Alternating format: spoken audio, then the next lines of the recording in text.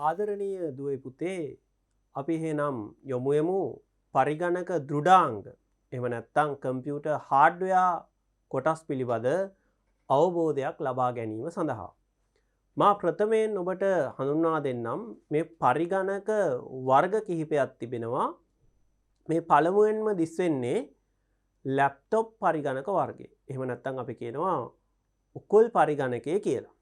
ඊළඟට මෙන්න මෙතන තවත් පරිගණකයක් දිස් වෙනවා මේ දිස්වන්නේ දුවේ පුතේ ටවර් මොඩල් එක කියන පරිගණක වර්ගය. ඊළඟට ඊට එහා පැත්තෙන් තියෙනවා තවත් පරිගණක වර්ගයක්. එහිදී ඔබට දැකගත හැකි ඩෙස්ක්ටොප් මොඩල් කියන පරිගණක වර්ගය. ඉතින් අපි බලමු මේ පරිගණක වල අභ්‍යන්තරයේ කොහොමද මේ පරිගණක කොටස් වල වෙනස්කම් මොනවාද? මේ කොහොමද නිර්මාණය වී තිබෙන්නේ? මේ පරිගණකයේ තුල තිබෙන කොටස් මොනවාද කියලා අපි එකින් එකට විශ්ලේෂණය කරගමු. හොඳයි දරුවනේ. මේ තියෙන්නේ පරිගණකයක අභ්‍යන්තර ව්‍යුහය. ඔබට මෙන්න මෙතන දැකගත හැකි Java සැපයුම. එහෙම නැත්නම් අපි කියනවා power supply එක කියලා. මෙන්න මේ Java සැපයුමෙන් දරුවනේ මේ පරිගණකයේ කොටස් වෙත වෙන්වෙන් ලෙස විදුලිය සපයලා තියෙනවා. ඒ කියන්නේ සාමාන්‍යයෙන් අපි ගෘහස්ත විදුලිය ප්‍රත්‍යාවර්ත ධාරාවකින් මේ පවර් සප්ලයි එක මගින් සරල විදුලි ධාරාවක් බවට පරිවර්තනය කරලා මෙන්න මේ පරිගණකයේ කොටස් වෙත ලබා දීම තමයි සිද්ධ කරනු ලබන්නේ. අපි බලමු එකින් එක මේ පවර් සප්ලයි එකක් කොහොමද එළියට ගලවා ගන්න කියලා. ඒකට මෙන්න මෙතන ප්‍රථමයෙන්ම තියෙනවා දෘඩ තැටිය වෙත විදුලිය ලබා දීපු කොටස. ඒ ගලව ගන්න පුළුවන් අපිට ප්‍රථමයෙන්ම. ඊට පසුව මෙන්න මෙතන මව්පුවරුෙහි පවර් සොකට් එක තිබෙනවා. එය ගලව ගන්න ඕනේ. ඊළඟට මෙන්න මෙතන පින් 24කින් යුක්ත තවත් පවර් සප්ලයි එකකින් පවර් සොකට් එකක් තියෙනවා. ඒකත් අපි මෙතනින් මෙන්න මෙහෙම ගලව ගන්නට ඕනේ. එතකොට ඔබට පේනවා මෙන්න මේ ආකාරයෙන් අපිට පවර් සප්ලයි එකේ සම්බන්ධ වයර් කිහිපය ගලවලා ගන්නට පුළුවන්. හරි. පවර් සප්ලයි එකේ මෙන්න මේ ආකාරයට අපිට එළියට ගන්නට පුළුවන් Java සැපයුම.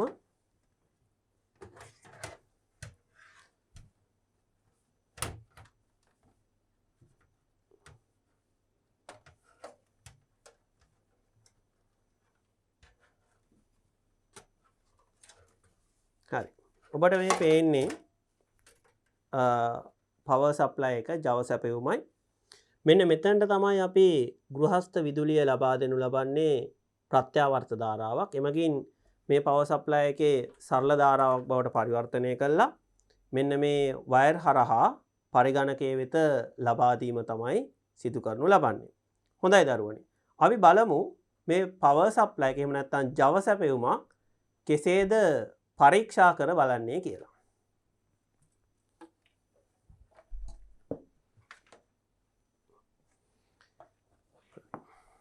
මේ පවර් සප්ලයි එකේ මෙන්න මෙතනට විදුලි බලය ලබා දෙන්නට ඕනේ. අපි විදුලි බලය ලබා දෙමු.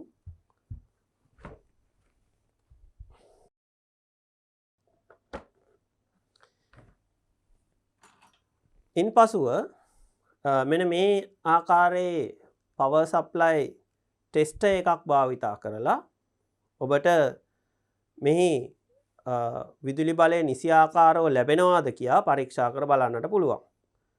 මෙන්න මේ ආකාරයට ඔබට පේනවා පින් 20 පින් 24 කියන ආකාර දෙකක් ලැබෙනවා පවර් සප්ලයි එකේ.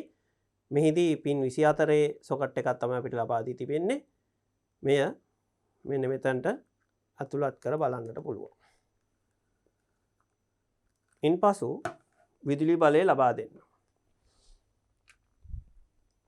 හරි.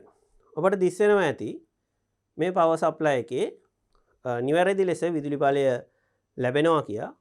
වෝල්ට්ස් 3.3යි ඊළඟට වෝල්ට්ස් 5යි නිවැරදි ආකාරයෙන් ලබා දී තිබෙනවා. ඒ කියන්නේ මේ විදුලි බල්බ පත්තු වෙනවා කියලා කියන්නේ වෝල්ටීයතාවයේ නිවැරදි ලෙස එනවා. ඒතර අපිට බලන්න පුළුවන් මව්පුවරුවේ අනිකුත් කොටස් වෙත මෙන්න මේ පවර් වයර් එකෙන් නිවැරදි ලෙස විදුලිය සැපෙනවද කියලා. මේදී ඔබට බලන්න පුළුවන් 4 පින් එකක් තියෙනවා, 6 පින් එකක් තියෙනවා. ඊට අමතරව 8 පින් පවර් සොකට් එකක් එනවා. අපි බලමු මේ 4 පින් එකක්. මෙන්න මේ ආකාරයට ඔබට සම්බන්ධ කරන්නට පුළුවන්. ඔබට දිස්සෙනවා ඇති එහි නිවැරදිව වෝල්ටීයතාවය සටහන් වී තිබෙනවා වෝල්ට්ස් 12ක් ලෙස. හොඳයි. මේ තියෙන දරුවනේ SATA power connector එක. SATA කේබල් එකට අදාළ SATA කෙවණියට අදාළ power socket එක තමයි මේ තියෙන්නේ. අපි බලමු මෙහි ක්‍රියාකාරීත්වය සිදුවනවාද කියා, මෙහි නිවැරදිව අදාළ වෝල්ටීයතාවය එනවාද කියලා. හරි. හොඳයි. ඔබට පේනවා ඇති මෙන්න මෙතන වෝල්ට්ස් 12ක් සහ වෝල්ට්ස් 5ක් පෙන්눔 කරනවා. ඒ කියන්නේ මෙම කෙවණිය නිවැරදිව වැඩ කරනු ලබනවා. හරි. මීළඟට අප යමුවෙමු මදර් බෝඩ් එකෙන් ඉහළ කොටසේ මෙන්න මෙතන තැන්පත් කර තිබෙන දුඩ තැටිය. එහෙම නැත්නම් අපි කියනවා හાર્ඩ් ඩිස්ක් එක. මෙන්න මෙතනින් තමයි දරුවනේ වෝල්ටීයතාවයේ කරන්ට් එක ලබා දුන්නේ. මෙහි SATA power connector එකක් තියෙන්නේ. මෙන්න මෙතන තිබෙන පුංචි කේබල් එක ඔබට පේනවාද? මේ කේබල් එක තමයි SATA කේබල් එක කියලා කියන්නේ. serial ATA කියන එක තමයි කෙටියෙන් SATA ලෙස හඳුන්වනු ලබන්නේ. එතකොට මෙන්න මෙතනින් අපිට මේ කේබල් එක ගලවලා ගන්නට පුළුවන්. ඔබට පේනවාද මෙන්න මේ L අකුරේ හැඩයට තමයි මෙම SATA කේබල් එක දිස් වෙන්නේ. L අකුරේ හැඩයක් තියෙනවා. L අකුරේ හැඩයට තමයි මේ SATA කේබල් එක දිස් වෙන්නේ. අපි බලමු මෙම දුඩ තැටිය එහෙම නැත්නම් හાર્ඩ් ඩිස්ක් එක කෙසේද මෙම පරිගණකයෙන් ගලවා ඉවත් කරන්න කියලා. මෙන්න මෙතන දරුවනේ ඇණයක් තිබෙනවා. ඊට අමතරව මෙන්න මෙතනත් ඇණයක් තිබෙනවා.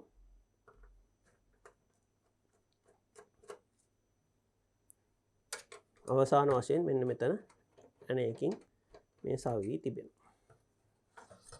හොඳයි.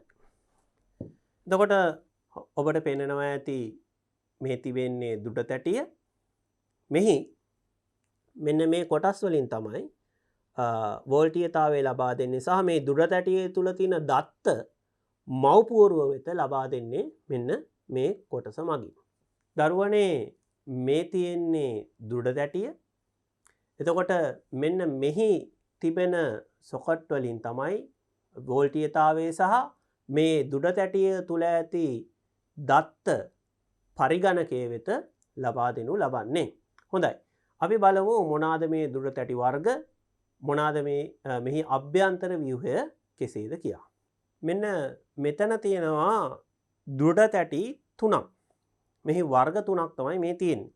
එතකොට මෙන්න මේ ඔබට කුඩා දුඩ තැටියක් දිස් වෙනවා. මෙය ලැප්ටොප් පරිගණකයක එහෙම නැත්නම් උකුල් පරිගණකයක ඇති දුඩ තැටියක්. බලන්න ප්‍රමාණයෙන් කුඩායි. හැබැයි එකම කාර්යය තමයි සිද්ධ කරන්නේ. මේ තියෙන්නේ සාමාන්‍ය පරිගණකයක එහෙම නැත්නම් මේස පරිගණකයක ඩෙස්ක්ටොප් කම්පියුටර් එකක ඇති දුඩ තැටියක්. මේ තියෙන්නේ තවත් ඒ වගේ දුඩ තැටියක්. හැබැයි මෙහි තාක්ෂණය වෙනස් වෙනවා. අපි බලමු දරුවනේ මොකද්ද මෙහි තාක්ෂණය වෙනස කියලා. ප්‍රථමයෙන් ඔබට මේ දුඩ තැටි දෙක මෙන්න මේ ආකාරයෙන් බැලුවොත් ඔබට පේනවා ඇති මෙන්න මේ දුඩ තැටිය පැරණි දුඩ තැටියක්. මෙහිදී භාවිතා වන්නේ මෙන්න මෙතන ඔබට පේනවා ඇති මෙන්න මේ වගේ පින්ස් භාවිතා වෙලා තියෙනවා. මේ පින්ස් භාවිතා වන්නේ දරුවනේ පාට කේබල්. එහෙම නැත්නම් අපි කියනවා IDE කේබල් කියලා. මෙන්න මෙතන තමයි දරුවනේ පවර් එක. එහෙම නැත්නම් විදුලි බලය ලබා දෙනු ලබන්නේ මෙන්න මේ කේබල් එක මගින්. හරි. එතකොට මේට මොලෙක්ස් පෝට් එක කියලා හඳුන්වනු ලබනවා. ඊළඟට බලන්න මෙන්න මෙතන තියෙන කේබල් එක SATA කේබල් එක. මේ පසු කාලීනව මේ පෝට් එකට පසු කාලීනව තමයි මේ පෝට් එක ලබා දෙන්නේ. එතකොට මෙහෙට වඩා දත්ත ගමන් කරන වේගය මෙහි වැඩි. මේ SATA port එකේ වේගය වැඩි. ඒ කියන්නේ මේකෙන් දත්ත ගමන් කරන වේගයට වඩා වැඩි වේගයකින් මේ පෝට් එක හරහා දත්ත ගමන් කරන්නට පුළුවන්. එතකොට ඔබ නවීන පරිගණකයක් අභ්‍යන්තර ව්‍යුහය බැලුවොත් ඔබට නවීන පරිගණකයක දැකගත හැකි වන්නේ මෙන්න මේ මාදිලියේ දුරට ඇති. මේ මාදිලිය මේ වෙද්දී භාවිතා වන්නේ නැහැ. අපි බලමු මෙහි කේබල් කොහොමද සම්බන්ධ වන්නේ කියලා එකින් එක. හරි. ප්‍රථමයෙන් අපි බලමු SATA කේබල් එකක් කොහොමද සම්බන්ධ කරන්න කියලා. මෙන්න මෙතනට තමයි SATA කේබල් එක සම්බන්ධ වෙන්නේ. ඔබට පේනවා ඇති ප්‍රමාණයෙන් කුඩා කේබල් එකක් එක. මෙන්න මේ ආකාරයට තමයි SATA කේබල් එක සම්බන්ධ වෙන්නේ. එතකොට IDE hard disk එකක් ගත්තොත් එහෙම නැත්නම් PATA කේබල් එකක් ගත්තොත් ඔබට මේ කේබල් එකේ විශේෂත්වයක් තියෙනවා හොඳින් බලන්න. මෙන්න මෙතන එක පෝට් එකකුත් මේ එක ළඟින් තව පෝට් දෙකකුත් තියෙනවා. දරුවනේ මේ දුරින් තිබෙන පෝට් එක හැමතිස්සෙම සම්බන්ධ වන්නේ මව්පුවරුවටයි. මේ එක ළඟ තියෙන පෝට් දෙකෙන් අපිට දෘඩාංග එහෙම නැත්නම් ඕනම hardware devices දෙකක් සම්බන්ධ කරන්න පුළුවන්. උදාහරණයක් විදිහට අපිට CD-ROM එකක් සහ දෘඩ තැටියක්. ඒ වර්ග දෙකක් සම්බන්ධ කරනවා. කැමති නම් දෘඩ තැටි දෙකක් එහෙම නැත්නම් hard disk දෙකක් වුණත් අපිට එකවර සම්බන්ධ කිරීමේ හැකියාවක් තියෙනවා. මෙහි ඔබට බැලුවොත් හොඳින් බැලුවොත් පේනවා මෙහි කේබල් වර්ග දෙකක් ආවා. මුලින් ආවේ මෙහි කේබල් 80ක් එන එකක්. ඊට පෙර මේ කේබල් එකට පෙර ආව දරුවනේ කේබල් 40ක් එන එකක්. මෙහි වයර් 40ක් එන එකක්. ඒතකොට වයර් 40 එන කේබල් එකට වඩා වයර් 80ක එන කේබල් එකේ වේගවත්භාවය වැඩි. ඉතින් අපි බලමු මේක කොහොමද සම්බන්ධ වෙන්නේ කියලා. මෙන්න මෙතන තියෙනවා සම්බන්ධකයක්. මේ සම්බන්ධකයට අපිට මේ දෙකකින් ඕනම එකකට සම්බන්ධ කරන්න පුළුවන්. එහෙම විශේෂත්වයක් නැහැ. ඕනම එකක් වැඩ කරනවා. මෙන්න මේ ආකාරයට ඔබට සම්බන්ධ කරන්නට පුළුවන් මේ IDE කේබල් එක. මෙන්න මේ විදිහට තමයි IDE කේබල් එක සම්බන්ධ වන්නේ.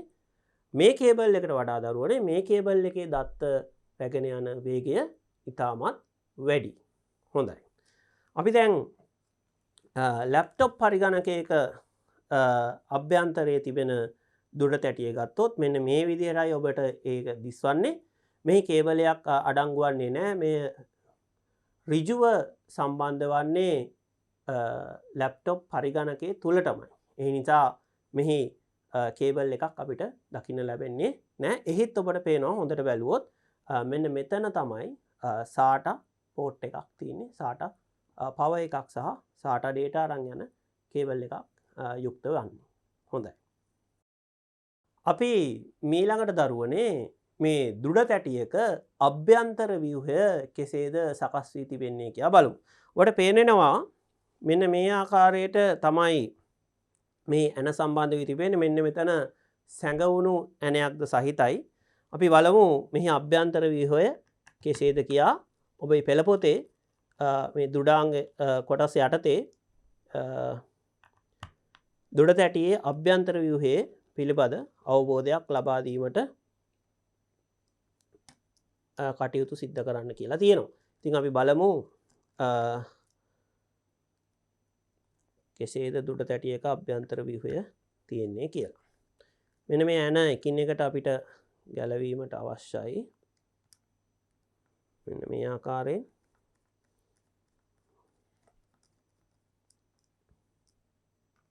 මේ ඔබ ගෙදරදී අත්හදා බලන්නට එපා. දෘඩ තැටියක් ගැලවීමෙන් පසු නැවත සවි කිරීමේදී නිවැරදි ලෙස සවි නොවුනොත් ඔබේ ඇති දත්ත සියල්ල මැකී යන්නට පුළුවන්. මේ භාවිතයට නොගන්නා දෘඩ තැටියක් තමයි මම මේ ඔබට ගලවලා පෙන්නන්නේ. හරි. හොඳයි. එතකොට මෙන්න මෙතන ඔබට පේනවා දෘඩ තැටියේ මෙන්න මේ ආකාරයට තමයි තියෙන්නේ. අපි මේක ගලවමු.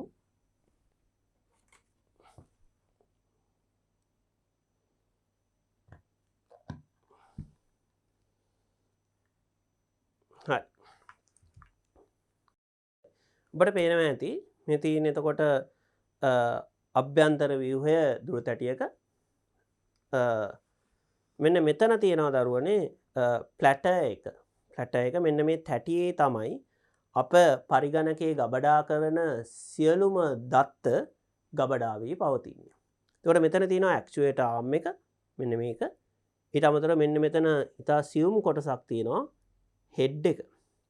එතකොට මේකෙන් තමයි මේ හાર્ඩ් ඩිස්ක් එක මත දත්ත සියල්ලම ලියවෙන්නේ. එතකොට මෙය හાર્ඩ් ඩිස්ක් එක පණ ගැන්වුවෙන් පසු වේගෙන් මෙහෙම කැරකෙනවා.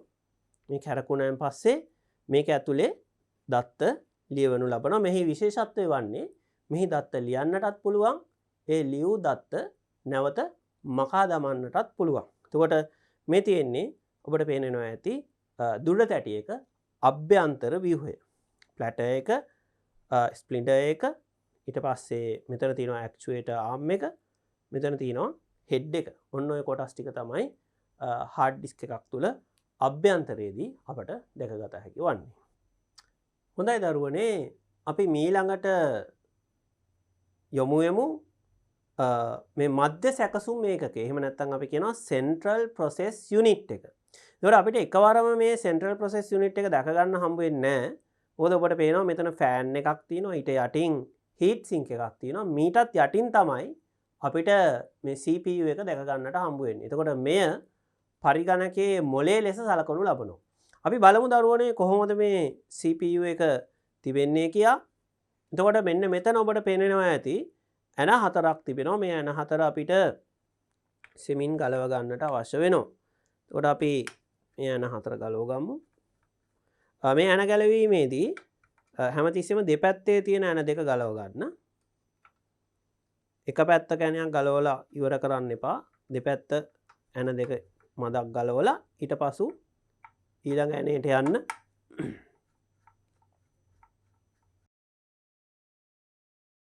ඊට පසු ඊළඟ ඇනේ ගලවන්න. මේ ආකාරයට තමයි මව්පොරුවේ CPU එක හීට් සින්ක් එක සහ ෆෑන් එක ගැලවිය යුත්තේ. එකවර නොවේ. ඊට පසු ඉතුරු ටික ගලව ගන්නට පුළුවන්.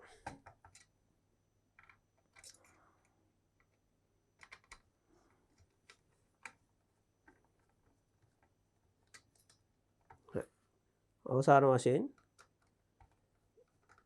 මේ ගලවන්න පුළුවන්. හරි. එතකොට ඔබට පේනවා ඇති මේ ෆෑන් එක සඳහා විදුලි බලය සැපීමක් සිදු කර තිබෙනවා මව්පොරුවෙන්. එය ගැලවිය යුතුයි. නැත්නම් අපිට මෙන්න මේ ආකාරයට මේ තියෙන්නේ මව්පොරුව මත තියෙන එක. එතකොට මෙන්න මේ ආකාරයට ඔබට දැකගත හැකි හීට් සින්ක් එක සහ ෆෑන් එක. මොකක්ද දරුවනේ මේ හීට් සින්ක් කියන්නේ? ඔබට පේනවා ඇති මෙන්න මෙතන ලෝහ කුට්ටියක් තැන්පත් වී තිබෙනවා. මේ CPU එක අධිකව රත් වෙනවා. ඒ රස්නය උරා ගැනීමක් සිද්ධ කරනවා මෙන්න මේ ලෝහ කුට්ටිය මගින්. එමගින් මෙන්න මේ ලෝහ තාහඩු වෙත තාපය ගමන් කරනු ලබනවා.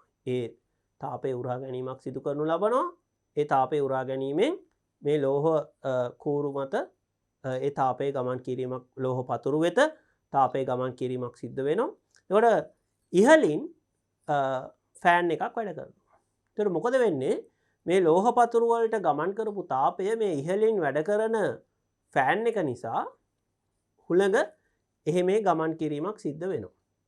ඒක සුළං එහෙමේ ගමන් කිරීමක් සිද්ධ වුණාම මෙය CPU එකේ රස්නය උරාගෙන කූල් කිරීමක් සිද්ධ කරනවා. එමගින් CPU එකේ උෂ්ණත්වය පාලනය වීමක් තමයි සිද්ධ වන්නේ. හොඳයි.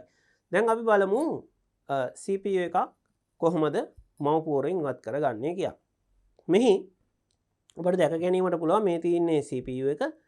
මේ තිබෙන්නේ එහි ලොක් එක. මේ දරුවනේ මෙහි සොකට් එක 1150 කියලා කියන මේ සොකට් එකට. එතකොට මෙහි විවිධ මාදලි තියෙනවා. මම ඉදිරියේදී ඔබට පෙන්වන්නම් මොනවාද මේ මාදලි කියලා.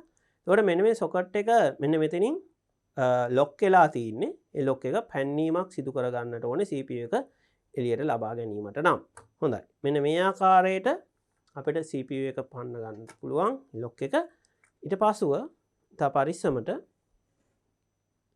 මෙන්න මෙතනින් CPU එක එළියට ගන්නට පුළුවන්. හොඳයි.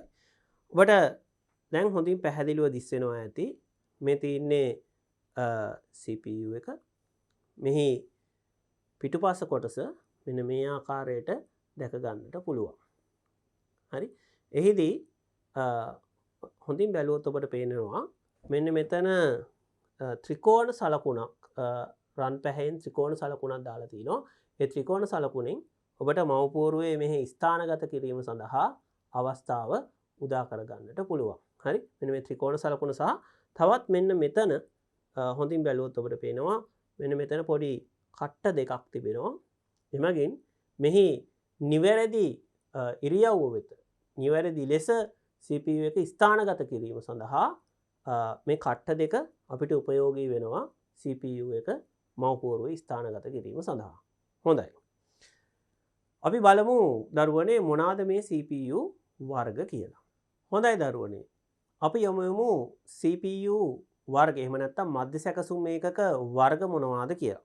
මෙන්න මේ කෙරෝලෙන්ම ඔබට දිස් වෙන වර්ගය තමයි Pentium 3 කියන වර්ගය. මේක හුඟක් පැරණි CPU වර්ගයක්. බට මෙහිදී හොඳින් දැකගත හැකි මෙහි මෙන්න මේ වගේ පින්ස් තමයි තියෙන්නේ. අතීතයේදී CPU වල මෙන්න මේ වගේ පින්ස් ආකාරයට තමයි ආවේ. වර්තමානයේදී මේ දැක ගන්නට හම්බ වන්නේ නැහැ. ඒකට මේ තියෙන්නේ Pentium 3 මාදිලියේ ටිකක් පැරණි CPU එකක්. හොඳයි. මේ ළඟට තියෙන්නේ AMD වර්ගයේ CPU එකක්. AMD Athlon කියන වර්ගයේ CPU එකක්. එහිදී ඔබට දැකගත හැකි මෙන්න මේ පින්ස් ආකාරයට තමයි අතීතයේදී CPU වල මව්පුවරුව හා සම්බන්ධ වන්නට ඇවිල්ලා තියෙන්නේ. පින්ස් විදියට තමයි ඇවිල්ලා තියෙන්නේ. මේ තියෙන්නේ ඉදිරිපස ව්‍යුහය. මෙන්න මේ ආකාරයට තමයි ඇවිල්ලා තියෙන්නේ. එතකොට අපි යනවා ඊට පස්සේ Pentium 4 කියන වර්ගයේ CPU එකක් මේ දිස් වෙන්නේ. Pentium 4 වර්ගයේ ඔබට පේනවා ඇති ප්‍රමාණයෙන් ටිකක් කුඩා වී තිබෙනවා. බැලු බැලමට Pentium 4 කියන වර්ගයේ තමයි මේ තියෙන්නේ. එතකොට එහිත් භාවිතා වී තිබෙන්නේ පින්ස් ටයිප් එක. ඊට පස්සේ දරුවනේ මේ තියෙන්නේ i7 වර්ගයේ CPU එක. එහිදී ඔබට දැක ගන්නට හම්බ වෙන්නේ නැහැ පින්ස්. මෙහි print වෙලා තමයි ඇවිල්ලා තියෙන්නේ CPU එක තුලම. එතකොට මේ connection තුල තමයි මව්පුවරුවට සම්බන්ධ වෙන්නේ. එතකොට ඔබ කල්පනා කරන්න පුළුවන් මොකද මේ පින්ස් ටික පසු කාලීනව නැති වෙන්නේ කියලා. මෙහි සම්බන්ධ කිරීමේදී විවිධ දෝෂ ඇති වුණා. ඒ කියන්නේ සම්බන්ධ කිරීමේදී මේ පින්ස් ඇද වෙනවා, කැඩෙනවා. අන්න ඒ වගේ කාර්යයන් නිසා ඊළඟට අලුත් ජෙනරේෂන් එකේදී මේ පින්ස් ඉවත් කරනු ලැබුවා. මෙන්න මේ ආකාරයට print වෙලා තමයි එතකොට මව්පුවරුව හා සම්බන්ධ වන්නට එන්නේ. හොඳයි දරුවනේ. අපි බලමු තවත් ආකාරයේ CPU එකක් සහ කොහොමද තියෙන්නේ කියලා. මේ මම ඔබට කිව්වා අපි කලින් ගලවලා ගත්තේ සොකට් එක LGA 1150 කියන සොකට් එක. මේ සොකට් එක ඊට පෙර ආපු සොකට් එකක් LGA 775 කියන සොකට් එක තමයි මෙය භාවිතා වන්නේ. එතකොට මෙන්න මෙතන තියෙනවා ඔබට පේනවාද ප්ලාස්ටික් කොටස් කිහිපයක්. මෙන් මෙන්න මේ ආකාරයට වාමාවර්තව කැරකීමක් සිදු කරන්නට ඕනේ. හරි. මේ ආකාරයට කැරකීමක් සිදු කරන්න ප්‍රථමයෙන් ඊට පසු මෙන්න මේ පින්ස් ටික මෙන්න මෙහෙම අතින් ඉහළට ඔසවන්නටයි ඕනේ. හරි. ඔබට දැන් පේනවා ඇති මෙන්න මේ පැත්තෙන් තමයි මේ සම්බන්ධ වී තිබෙන්නේ මෙන්න මේ කොටස් අතර. එය පස්ලෙහාට දැම්මොත් ලොක් වීමක් සිද්ධ වෙනවා. එතකොට ලොක් වෙනවා. ඒක ඉහළට දැම්මොත් ඒ ලොක් එක ඉවත් වීමක් සිද්ධ වෙනවා. එමගින් අපිට මෙය ගලවා ගන්නට පුළුවන් මේ හීට් සින්ක් එක සහ ෆෑන් එක. මේ තවත් මාදිලියක් අර ඇනවලින් සම්බන්ධ වෙන මාදිලිය වගේ මේ විදිහට ප්ලාස්ටික් කොටස් වලින් සම්බන්ධ වෙන මාදිලියකුත් තියෙනවා. එතකොට අපිට මෙය මෙන්න මේ ආකාරයට හිමීට ගලව ගන්නට පුළුවන්.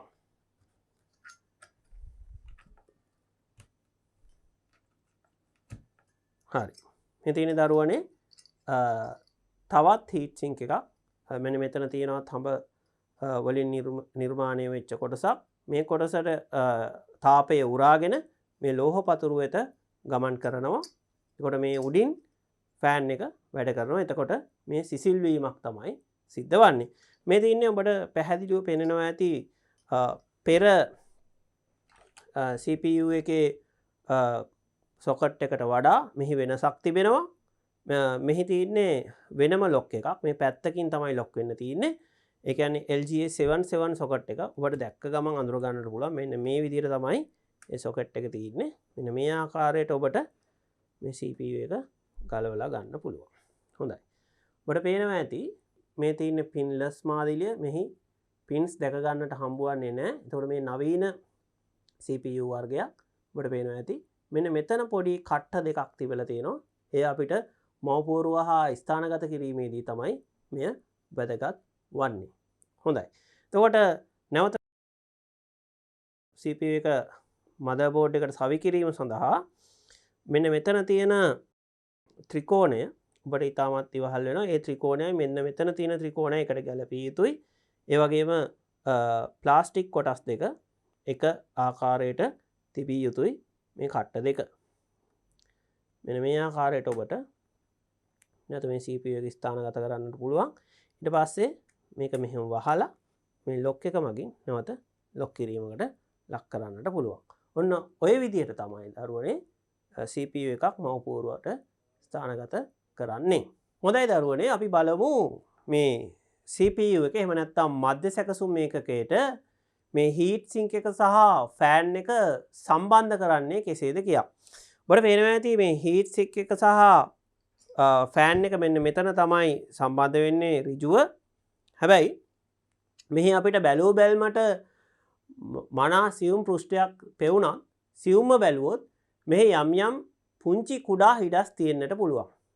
එම නිසා මේ CPU එක සහ හීට් සිංක් එක සම්බන්ධ කිරීමේදී මේ අතරට තර්මල් කම්පවුන්ඩ් ටිකක් යොදන්නට ඕනේ.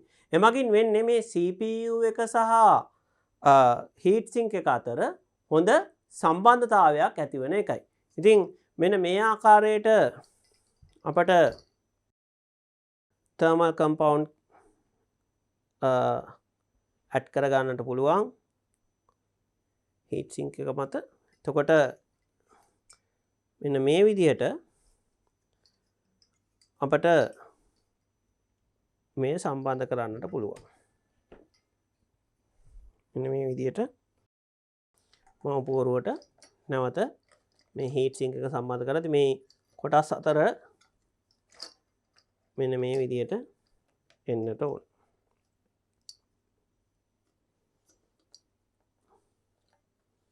ඊට පස්සේ බලන්න මෙන්න මේ විදිහට ඇතුළට වෙන්නට CPU එකේ ඇවිල්ලාද කියලා කොටස් අතර ඔබට පේනවා. මෙන්න මේ විදිහට වැටෙන්නට ඕනේ.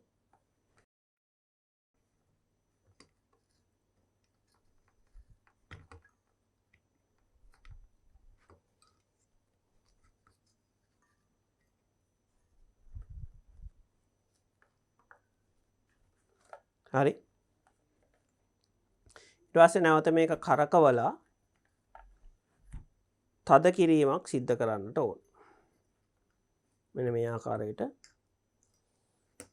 තද කිරීමක් සිද්ධ කරන්න.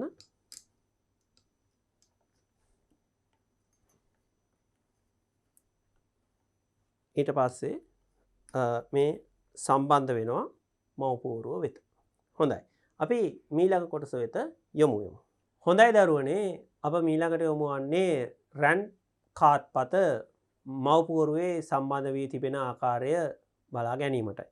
මෙන්න මෙතන තමයි දරුවනේ RAM කාඩ්පත සවි වී තිබෙන. ඔබට පේනවා RAM කාඩ්පත් දෙකක් මේ සම්බන්ධ වී තිබෙනවා. RAM කාඩ්පත කියලා කියන්නේ සසම්භාවී පිවිසුම් මතකය.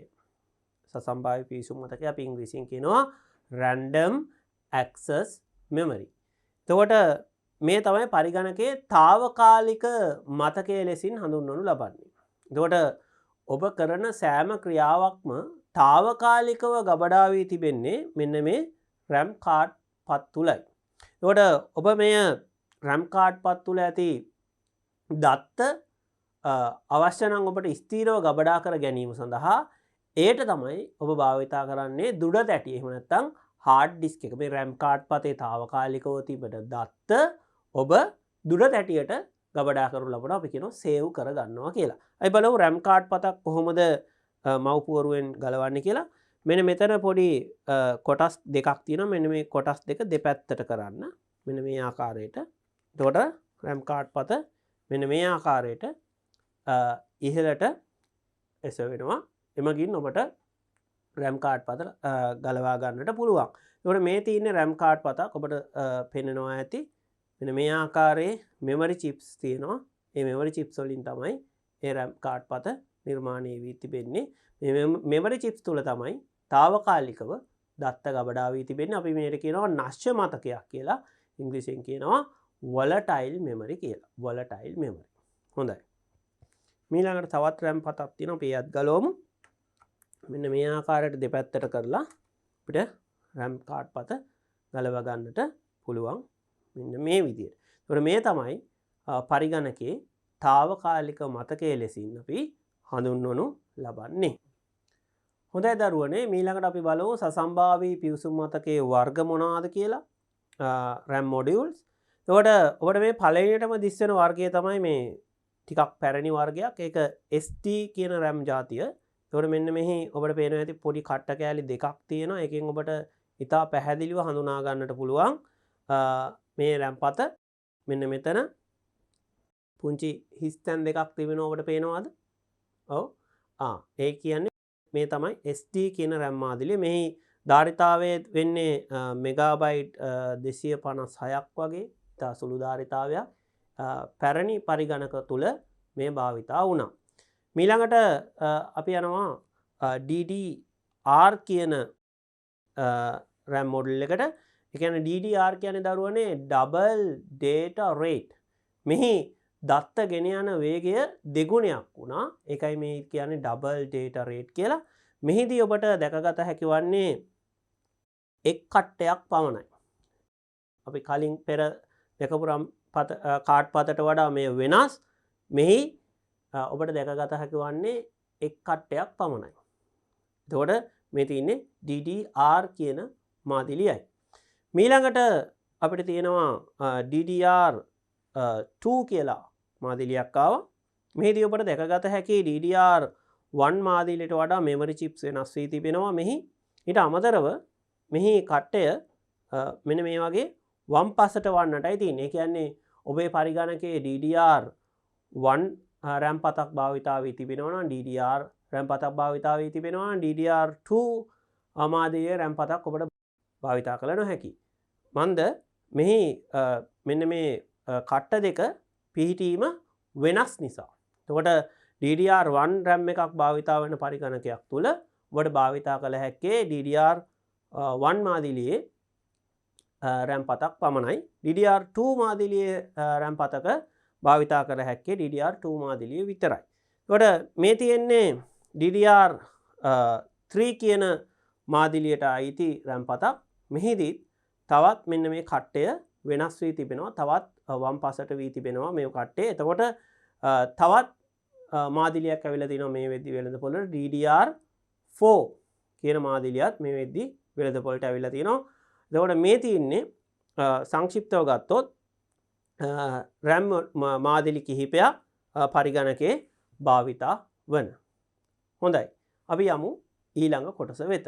ඊළඟට දරුවනේ අපි යමුමු මෙන්න මෙම ස්ථානයේ ස්ථානගත වී තිබෙන CD-ROM එහෙම නැත්නම් DVD-ROM නවීන පරිගණකවල Blu-ray ROM එකක් අපට දැකගත හැකියි. එතකොට මෙන්න මේ ආකාරයට ඔබට මේ කොටස ගලවලා ඉවත් කර ගන්නට පුළුවන්. මෙන්න මේ තියෙන්නේ නවීන පරිගණකවල දකින්න ලැබෙන ඉතා සිහින් DVD ROM එකක්.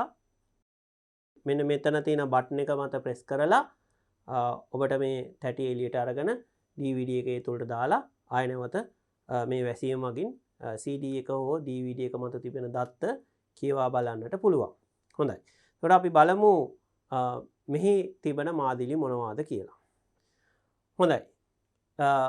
මේ තිබෙන්නේ දරුවනේ CD DVD ROM වර්ග දෙකක්. මෙන්න මේ තියන්නේ පැරණි වර්ගය. ඔබට දැකගත හැකි මෙන්න මෙහි IDE කනෙක්ටර් එක තියෙනවා. මෙන්න මේ ඉදිරිපස ව්‍යුහය මෙන්න මේ ආකාරයට අපිට දැක ගන්නට පුළුවන්. මෙන්න මෙතන තියෙන බටන් එක ප්‍රෙස් කිරීම මගින් මෙහි තැටිය එළියට එනවා.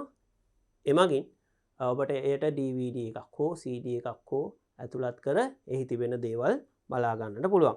ඒකට මේ තියෙන්නේ වර්තමානයේදී භාවිත වන ලැප්ටොප් පරිගණකවලත් මෙන්න මේ જાතියේ DVD ROM එකක් තමයි භාවිතා වන්නේ. මේ ඩෙස්ක්ටොප් පරිගණකවල ඔබට බහුලව දකින්නට ලැබෙන්නේ මෙන්න මේ මාදිලියට අයත් DVD ROM එකක්. හොඳයි දරුවනේ අපි මීළඟට බලමු මේ ඩෙස්ක්ටොප් මාදිලියේ පරිගණකයක කොටස් කොහොමද පිහිටලා තියෙන්නේ කියලා. එතකොට මෙන්න මෙතන තිබෙනවා ඔබට පේනවා DVD ROM එක. මෙන්න මෙතන තිබෙනවා හීට් සින්ක් එක සහ ෆෑන් එක. මෙන්න මෙතන තිබෙනවා Java සැපයීම එහෙම නැත්නම් power supply එක. මේ power supply එක යට කොටසෙහි තමයි ඔබට දුඩ තැටි එහෙම නැත්නම් hard disk එක බලා ගන්නට වෙන්නේ. එතකොට මෙහි අර කොටස් ටික ඒ විදිහටම තිබෙනවා. හැබැයි ඉඩකඩ හසුරුවා ගනිමින් ඊට අඩු ඉඩකඩක මෙය සැලසුම් කර තිබෙන බවයි ඔබට පේන්නේ. ඒකට අඩු ඉඩක මේ සියලුම කොටස් ටික තැන්පත් වී තිබෙන බව ඔබට පේනවා. ඉතින් මෙන්න මෙතන power supply එක මෙන්න මෙහෙම වහන්න පුළුවන් අපිට. ඊට පස්සේ RAM එක ගත්තොත් මෙන්න මේ තියෙන RAM පත ඔබට පේනවා ඇති. මේ තියෙන්නේ RAM card පත. එතකොට desktop model එකෙත් මේ අප කතා කර සියලුම කොටස් ටික මේ මෙන්න මේ ආකාරයට තැන්පත් වී තිබෙනවා. විශේෂත්වයකට වන්නේ ඉතා කුඩා ඉඩක මෙය තැන්පත් වී තිබීමයි. එතකොට CPU එක තිබෙනවා, RAM card පත තිබෙනවා, ඊට පස්සේ දුඩ තැටි එහෙම නැත්නම් hard disk එක තියෙනවා, power supply එක තිබෙනවා. මේ CD ROM එකට යටින් අපි මේක ගැලවුවොත් පැරණි පරිගණකවල අපිට දක්නට ලැබෙනවා දරුවනේ මෙන්න මේ floppy disk එක. floppy disk එක වර්තමානයේදී නම් භාවිතා වන්නේ නැහැ. හැබැයි ඔබ පැරණි පරිගණකයක් දැක්කොත් මෙන්න මේ වගේ floppy disk එකක් ඔබට දැකගත හැකි. මෙන්න මේ ආකාරයට තමයි floppy disk එක දිස්වන්නේ. ඔබට පේනවා ඇති. මෙන්න මේ පිටිපස්සේ ගත්තොත් මෙන්න මේ IDE කේබල් එකක් තමයි එහිදී භාවිතා වී තිබෙන්නේ දත්ත රැගෙන යාම සඳහා. මේ සඳහා වෙනම power supply එකේ socket එකක් භාවිතා වී තිබෙනවා. ඉතින් මේ තියෙන්නේ floppy disk එකක්. වර්තමානයේදී මේ නවීන පරිගණක තුල ඔබට දැක ගන්නට හම්බුවන්නේ නැහැ. පැරණි පරිගණක තුල මේ floppy disk එක භාවිතා වී තිබෙනවා. හොඳයි. එතකොට ඔබට පැහැදිලි ඇති මේ desktop මාදිලියේ පරිගණකයක් තුලත් මේ කොටස් කොහොමද සම්බන්ධ වී තිබෙන්නේ කියලා. මීළඟට දරුවනේ අපි ලැප්ටොප් පරිගණකයක් තුල දුඩාංග කෙසේද ස්ථානගත වී තිබෙන්නේ කියලා බලමු. මෙහිදී ඔබට ඇන කිහිපයක් තිබෙනවා ගලවන්නට. මෙන්න මෙතන ඇනයක් තිබෙනවා.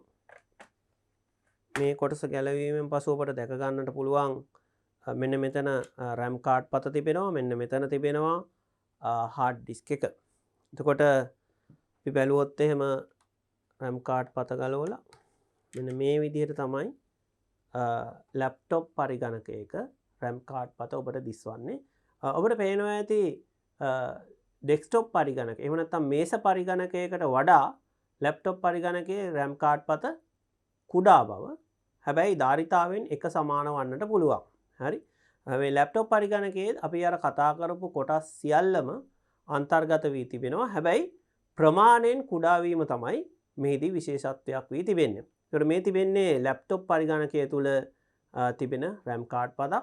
ඔබට මීට ප්‍රථමයක් පැහැදිලි කරා මෙය නශ්‍ය මතකයක්. එහෙම නැත්නම් volatile memory එකක් කියලා. හොඳයි. ඊළඟට මෙන්න මෙතන තියෙනවා hard disk එක. අපි ඒක චුට්ටක් ගලවලා බලමු. මෙතන තියෙනවා දුඩ තැටිය. එතකොට සාමාන්‍යයෙන් පරිගණකයක දුඩ තැටිය අඟල් 3.5ක් පමණ වෙනවා. හැබැයි ලැප්ටොප් පරිගණකයක දුඩ තැටිය අඟල් 2.5ක් පමණ තමයි වන්නේ. ඔබට පේනවා ඇති එයත් අනිකුත් දුර තැටි වලට වඩා ප්‍රමාණයෙන් කුඩයි. එතකොට මෙන්න මෙතන භාවිතා වී තිබෙන්නේ SATA port එකයි. එතකොට serial ATA කියන port එක තමයි භාවිතා වී තිබෙන්නේ. ධාරිතාවය සමාන වන්නට පුළුවන්. විශාල ධාරිතාවයෙන් යුත් laptop hard disk අපට දැක ගන්නට පුළුවන්. හොඳයි. මීළඟට අපිට තියෙන්නේ CPU එක කෙසේද ස්ථානගත වී තිබෙන්නේ කියලා බලන්න. ඒ සඳහා ඔබට මෙන්න මේ සිදුරු තුල තිබෙන සියලුම ඇන ටික ගලවන්න වෙනවා. අපි ගලවලා බලමු. මෙන්න මෙතන තියෙනවා ප්‍රථමයෙන්ම DVD ROM එක සඳහා එන ඇනේ. එතකොට මෙන්න මේ ආකාරයට ඔබට DVD ROM එක ලැප්ටොප් පරිගණකයේ DVD ROM එක වෙන්න මේ ලෙස කුඩා ඔබට පේනවා ඇති කුඩා DVD ROM එකක් එන්නේ. මෙමගින් ඔබට DVD CD වල තියෙන දත්ත කියවලා මේ ලැප්ටොප් පරිගණකය තුළට ඇතුළත් කරගන්නට පුළුවන්. හොඳයි. මෙහිදීත් ඔබට පේනවා ඇති SATA port එකක් තමයි භාවිතා වී තිබෙන්නේ මෙය ලැප්ටොප් පරිගණකයට සම්බන්ධ වීම සඳහා. හොඳයි. අපි ඊට පසු බැටරිය ගලවලා ගන්න ඕනේ. බැටරිය මෙන්න මේ ආකාරයට වට ගලව ගන්න පුළුවන්. හොඳයි. ඊට පස්සේ අපිට පුළුවන් මෙන්න මේ ඇන ටික ගලවන්න.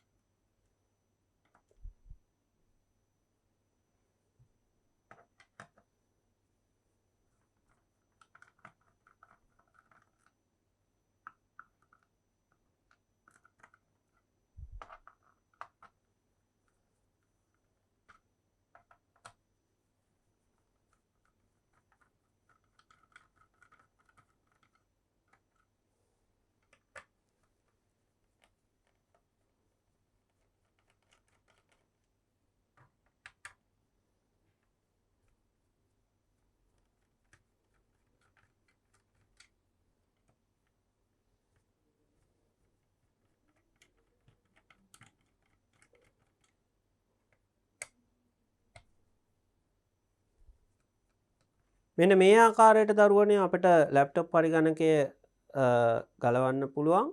එතකොට ඔබට පේනවා මෙන්න මේ තියෙන්නේ CPU එකයි. CPU එකේ රස්නේ වාතය මෙන්න මෙතනින් එළියට යනවා. මේ CPU එකෙන් තාපය ගමන් කරනවා මෙන්න මේ තඹ තහඩුව හරහා මෙතනට. මෙතනින් ෆෑන් එකක් කැරකෙවෙනවා. මේ ෆෑන් එකෙන් මේ රත් වුණු වාතය මේ ලෝහ පතුරුවට ගමන් කරලා ඒ වාතය එළියට යවීමක් තමයි සිද්ධ කරනු ලබන්නේ. එතකොට මේ තියෙන්නේ ලැප්ටොප් පරිගණකයක අභ්‍යන්තර ව්‍යුහය. එතකොට මෙන්න මෙතන තමයි RAM කාඩ් පත තිබ්බේ. මේ තියෙන්නේ CPU එක.